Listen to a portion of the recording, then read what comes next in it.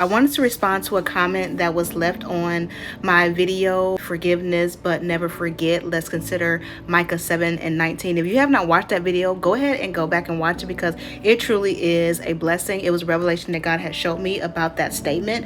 But one person in response had commented, okay, so what do you do when you forgive and forget, but the person keeps doing it intentionally to hurt you? One thing that I want to make clear here is that when we go ahead and forgive and we forget, the one main thing that we're doing is we're surrendering whatever that is to God, which means that it is no longer ours to control or take care of, but it's all God's issue now.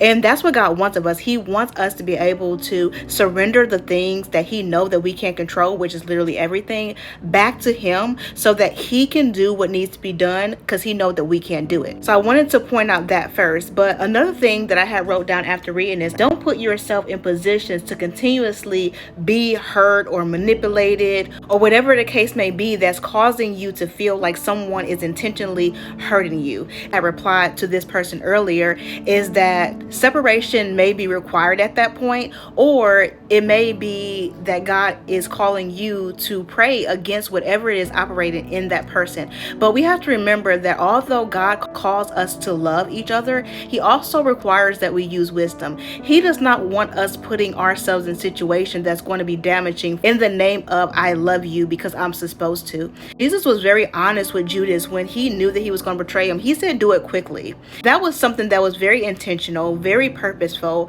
Jesus already knew that it was going to be done to him, but He did not stop there. He said, go ahead and do what you do because that's your mission and I have my mission. I'm not going to allow your mission to stop my mission.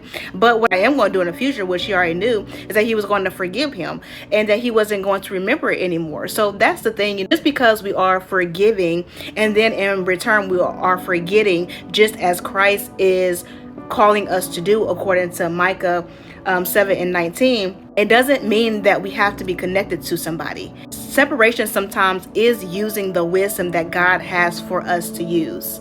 Although Jesus loved Judas, He wasn't all in his face after that. He wasn't constantly around him to continue to be offended. Jesus knew about the offense and He decided to separate Himself from Judas from that time because now He had to go and prepare for what His mission was because of what Judas was getting ready to do. So it wasn't that Jesus ignored what Judas did, but He was willing to operate beyond that. He already knew what was coming beyond that. He already knew that it was a setup from the beginning, that this was going to be something that was going to happen. Jesus knows that we're going to go through times where we feel like we have been intentionally done wrong, when we have done wrong intentionally to other people. Jesus knows that we're going to have moments where we feel anxious, where we feel anxiety, where we feel depressed, where we feel misunderstood, because He felt all those things as well. But we have to be willing to search the scriptures and say, okay, what is the perfect example that He left for me in this situation? When I feel afraid, when I feel lonely, when I feel depressed, when I feel tempted, what do you do? And every time use the word. And He used forgiveness, and then He was moved with compassion.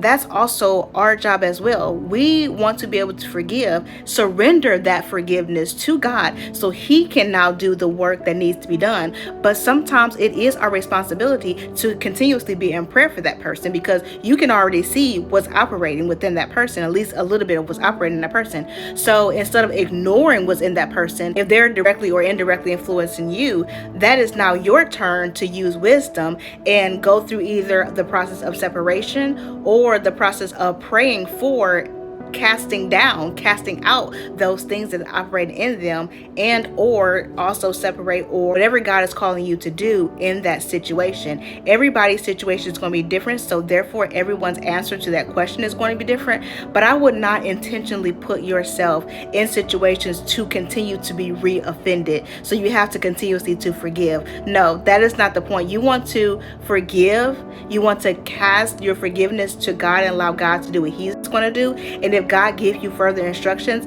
then you already know what God's calling you to do for that particular instruction. So I do hope that was an encouragement to you and that it answered your question, at least a little bit. And don't be afraid to disconnect when God is calling you to disconnect. Easier said than done. Trust me, I know, easier said than done.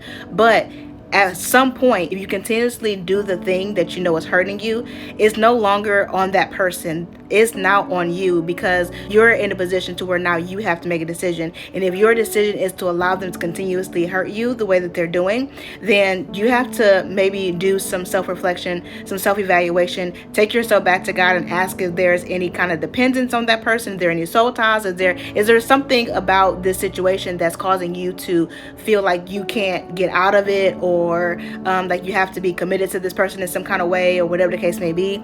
That is something you need to take back to God, and I promise you He will give you the answer, because God is all about revealing things to us, especially when it comes to our connection with Him. Sometimes it is these very things that is disconnecting us from God, so He wants us to be able to clear this up quick in a hurry, as much as we possibly can. So I hope this is a blessing to you.